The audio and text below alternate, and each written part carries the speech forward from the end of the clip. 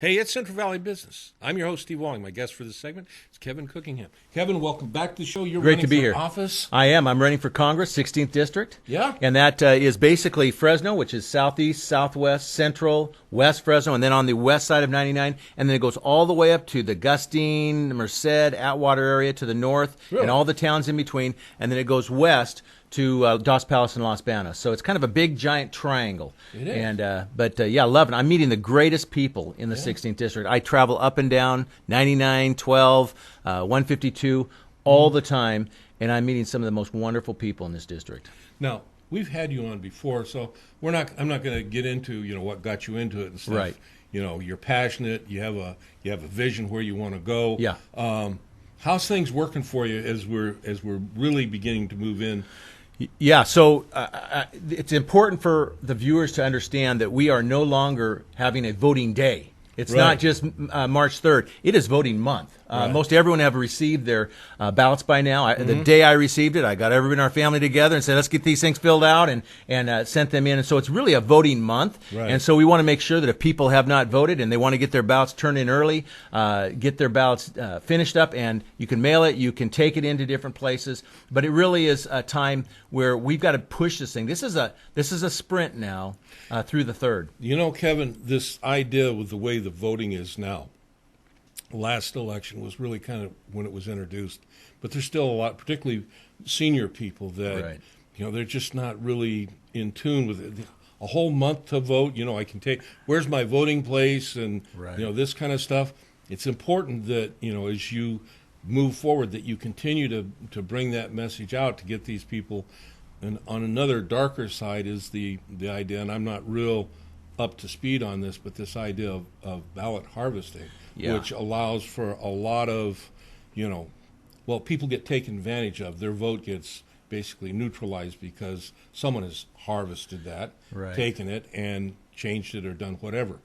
As you're going through this in our area, are you getting much of a feel for that kind of political chicanery or whatever? I can tell you there's going to be a big pushback because we feel there's been a lot of unethical things happen in the past. Right. In fact, I just noticed one of my opponents the other day advertise that he or she, I'll say it that way, was going to a town and they said, bring your ballots with you.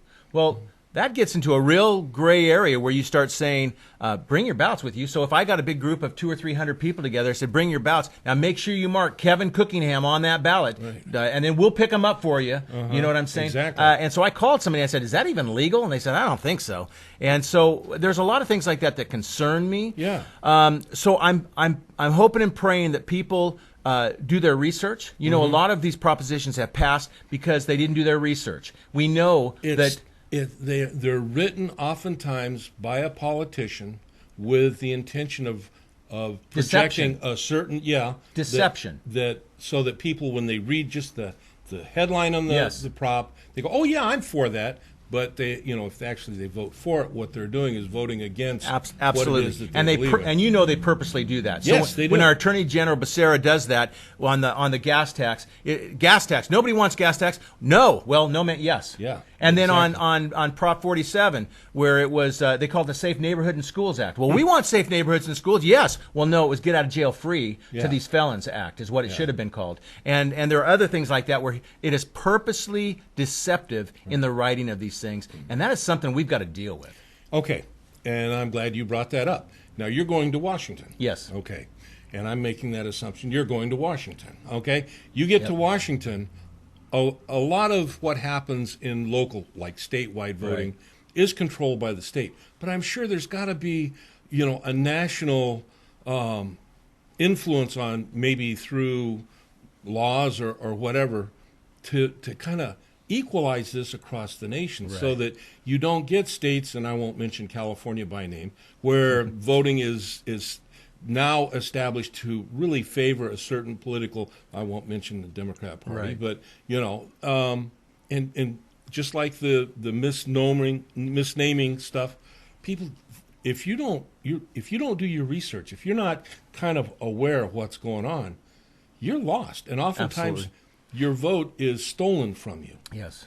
Did you know that even right now in Sacramento there are people pushing that you can be penalized, you can be fined if you don't vote. Yes. And there are just thousands of people. I know I've heard story after story where people have come to me and said, I have personally witnessed voter fraud. And I said, well, what'd you do about it? She or he would say, I reported it. And I said, and what happened? Nothing. Yeah. And so we've got to start dealing with those things, because if we lose our faith in the voting system, we lose our faith in this country, and it will be pandemonium. Yeah. It already is getting close to that right now.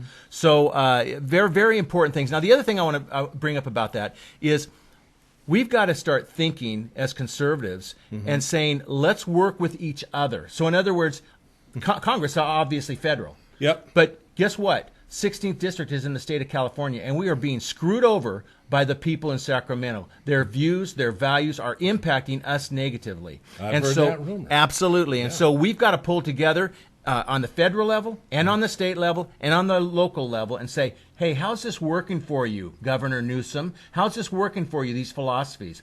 We've got horrible unemployment. We've got horrible drug issues. We've got crime going out. It is driving people out of the state. And if it continues, we're going to lose a huge part of our good people in the state, and we're going to lose our tax base, and it will collapse. And speaking to our area, everybody knows about L.A., San Francisco homelessness. Yes. But homelessness is it's horrible here. Here in this area, And that's, in a sense, that's state, okay, but it's still, we're citizens of the United States. Yes. And we should look out for our people, I believe, nationally. Yeah. And I'm not for big government having a department of, whatever, but I like what I'm hearing coming out of Washington, where there's now some pushback into the states and stuff on various issues.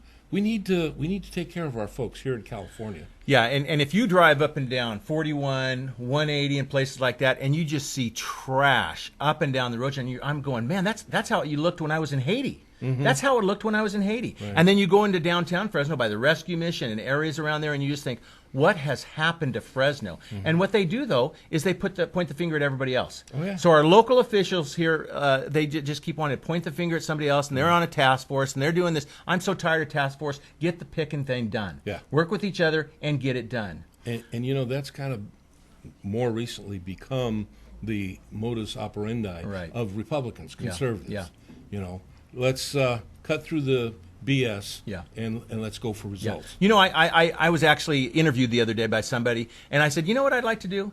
I'd like to take a conservative approach to half of our homeless and a liberal approach to half our homeless. Split the homeless right in half in Fresno and let myself, conservative, and some other conservatives, maybe Jerry Dyer and some others, say, we're going to take this group and let somebody else that comes from a left viewpoint take the other group, give us the same amount of money to work with, and you see who has the results in 2 years. You will see 100% more results coming from us because we believe in accountability. We believe in getting it done at a fair price. We believe in so many things. Look, putting a roof over somebody's head doesn't solve the issue if you're a drug addict. If you're whacked out on drugs. And believe me, I've been involved with that before. We took in a foster daughter because her parents were on meth. And I still remember the day she looked at me and she said, Kevin, did my mom and dad want drugs more than they wanted me? What a horrible thing. So when you're that strung out on drugs, you're not thinking right. And if you're not thinking right, you can't make these facilities voluntary. It's got to be mandatory. If you're smoking, whatever it may be, if you're shooting heroin, if you're doing meth, whatever it is, whatever you may be doing, you're not thinking straight. And if you're not thinking straight and you're hurting society and you're hurting yourself and you're breaking the law, maybe it's a time to say, listen, you've broken the law. You're hurting society. We've given you 3 chances. Guess what? We're going to make it mandatory you go into a facility for help. And that facility, guess what? You'll get medical care and you'll learn a trade. Did you know that there is a need for 400,000 welders right now across the nation? In the next 4 years, 400,000 welders. I've heard that. They can't find enough trade people to build right now. Wouldn't it be nice to be able to train people in a trade where they could go on out and actually be productive in life? Be pretty good. Yeah. So that's kind of some of your thoughts. Where are you coming from? Well, yeah. I've got, believe me, my whole life I have spent, my attitude is the type where I say, I have to see things move from here to here. I'm a developer. And so I may not know all the answers, but once I get in there, I learn the whole situation, then I can map out a plan. Okay. And Kevin, now this March, voting month. Yes. What's happening? It opens Okay, everybody's getting their ballots. Everybody's got their ballots by now. They should have. So it goes through, and then when do we find out how the ballot tallies? Right. So that's a good question, because I'll tell you, in 2014, Johnny Teixeira was way ahead of Jim Costa on the night of voting. And then all of a sudden, all these provisional ballots, and all people are finding ballots in their trunks and everything else, and all of a sudden, after a few days, Jim Costa won. And so when you say, when do we find out? We should find out that night. Will we find out that night? I don't know. If some races are close, it may take a few more days until they total up ballots. All right. In your race, what you're looking to do is to be in the top 1 or 2. Yeah. So if you're in the top 2, you move on to the general election. That's what. Okay.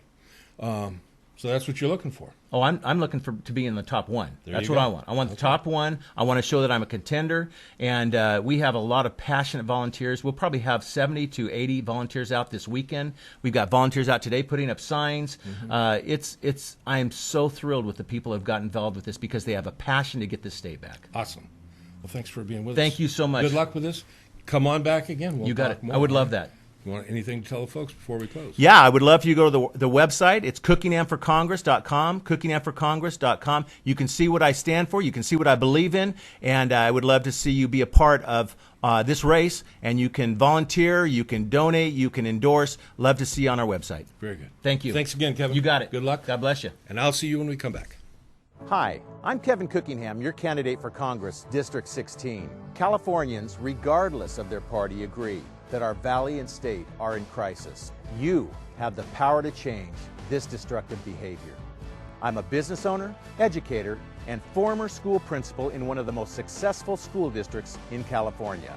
I bring leadership, common sense, and a clear vision for our future. Vote for me, Kevin Cookingham. I'm Kevin Cookingham, and I approve this message.